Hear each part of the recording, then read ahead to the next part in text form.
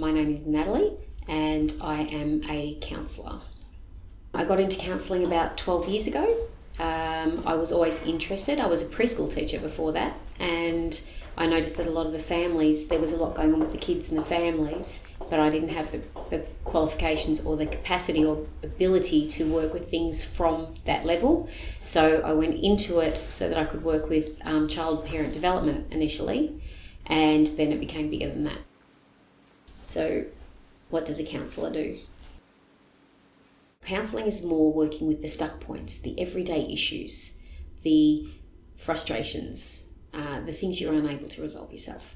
Sometimes they're not. They can be things that have been stewing in there for a long time and you've just let them keep going over and over and over.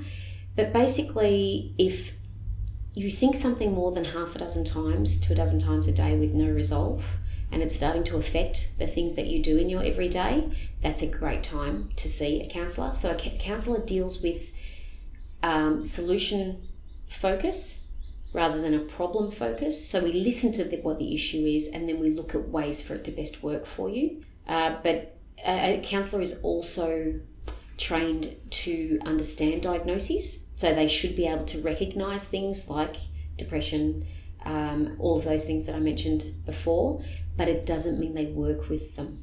So they work more with the stuck points, the things that you can do in the everyday to help you work through the things that you feel stuck or frustrated on. If they do recognise an illness within it, it's absolutely great for them to be able to navigate that for you to try and get into a higher level of support, that you may need medication or you may need more of a behavioural therapy or a therapy that is going to help change the cognition in your brain, not just pull out the stuck points.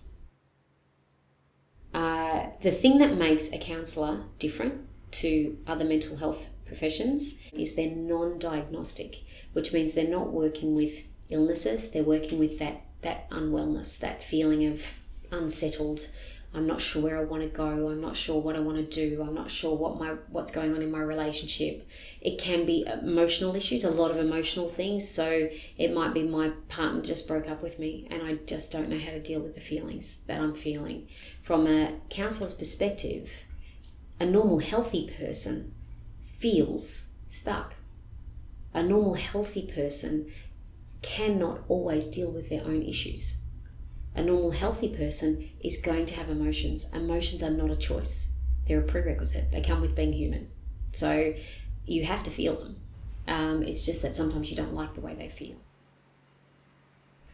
The main thing I think people should know about counsellors, but often don't, is the working relationship is the most important thing for you. So a counsellor should be non-directive. They should be non-judgmental. They should sit with the issues that you're at. What is going on for you is the most important thing. But even if that is not happening, if that counsellor is working for you and you're feeling like you're moving forward and you're moving ahead with that person, you're with the right person. I would encourage you to chat to your counsellor on the phone before you ever meet them. Narrow down who you feel might be the right person for you. If they'll take the time to have a chat to you and you feel comfortable in that chat, it's a good idea to walk through that door. From the beginning, just feel your way. If you feel that after 2 or 3 sessions this person is not on your page, it is absolutely okay to walk away.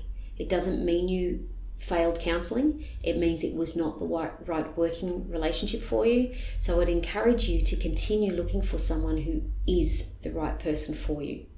Most people, when they come in, and this is very good for everybody to know, is they'll say, I'm probably wasting your time because my issues aren't that big and you probably have people who need you much more than I do. And the first thing I say is the complete opposite. I believe that prevention is better than a cure.